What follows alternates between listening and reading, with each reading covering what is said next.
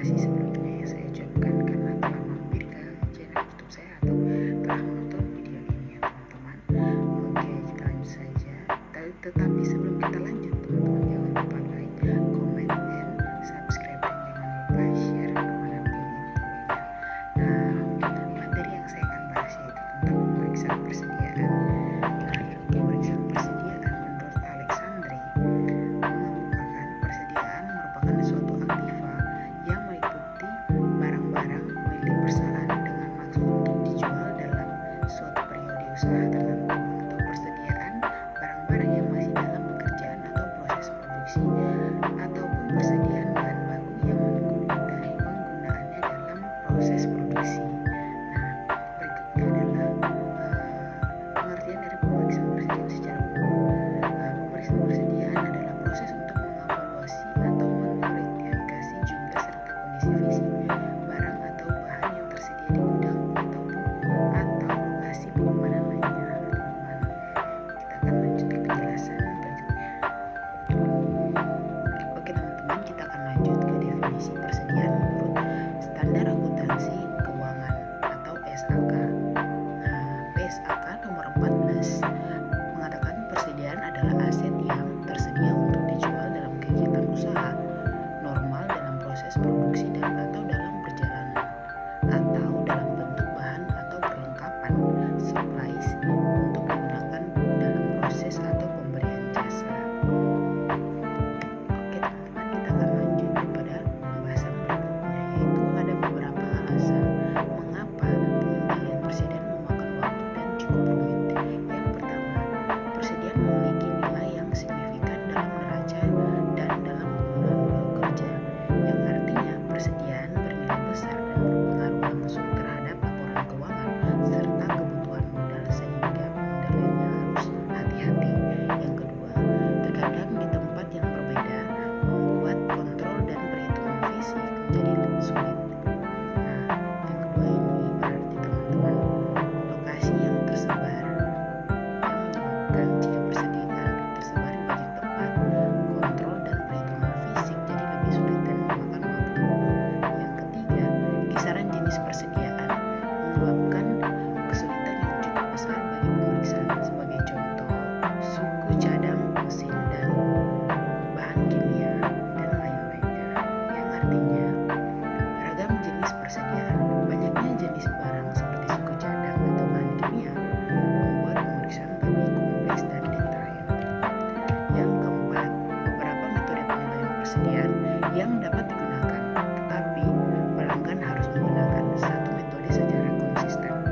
Yang artinya ada beberapa metode penilaian seperti FIFO, LIFO, atau rata-rata, tapi harus digunakan secara konsisten agar laporan akurat dan sesuai standar.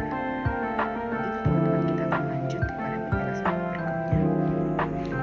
Nah teman-teman, penjelasan yang berikutnya ialah siklus persediaan.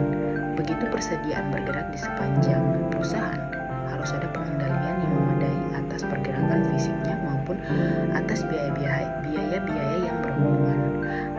Menurut Arens mengemukakan keenam fungsi yang membentuk siklus persediaan yang memudahkan pemahaman mengenai pengendalian dan bukti-bukti audit yang dibutuhkan untuk menguji keefektifan. Yang pertama, mengolah order pembelian. Mengolah order pembelian adalah proses membuat dan menyetujui pesanan pembelian secara resmi. Yang kedua, menerima bahan yang baru. Menerima bahan yang baru ialah memeriksa dan mencatat bahan yang datang sesuai pesanan. Yang ketiga, menyimpan bahan baku. Menyimpan bahan baku ialah menyimpan bahan dengan aman dan mencatat jumlahnya secara akurat. Yang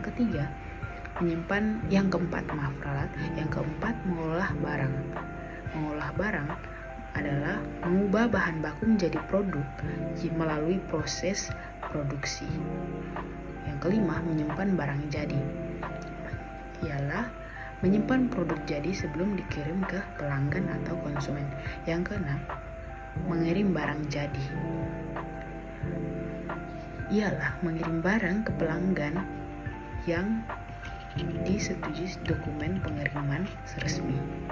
Itu teman-teman, kita akan lanjut ke penjelasan yang berikutnya. Oke teman-teman, kita akan lanjutkan penjelasan yang berikutnya adalah tujuan dari pemeriksaan persediaan. Yang pertama, memeriksa apakah persediaan yang dilaporkan benar-benar ada dan dimiliki oleh perusahaan pada tanggal neraca. Yang kedua, memeriksa apakah metode penilaian persediaan sudah sesuai dengan peraturan akuntansi atau SAK. Yang ketiga, memeriksa apakah barang yang rusak, lambat, dan hilang telah diperhitungkan secara memadai. Yang keempat, cari tahu apakah persediaan tersebut diasuransikan dengan benar. Yang kelima, menentukan apakah terdapat kontrak penjualan atau pembelian atau kontrak of sales persediaan yang berdampak signifikan terhadap laporan keuangan. Nah, itu teman-teman, pasti ada sedikit pemahaman yang masuk ke dalam teman-teman. Oke teman-teman, yang berikutnya ada penjelasan tentang pemeriksaan persediaan adalah manfaat tentang pemeriksaan persediaan. Yang pertama, mencegah kehilangan atau kecurangan. Teman-teman pasti tahu dari penjelasan dari atas tadi, pasti teman-teman sudah tahu kenapa manfaat dari pemeriksaan persediaan ini adalah mencegah kehilangan atau kecurangan yang terjadi. Nah, yang kedua, menjamin keakuratan laporan keuangan. Nah, yang ketiga, meningkatkan efisiensi pengolahan gudang. Yang terakhir, menjadi dasar pengambilan keputusan manajerial.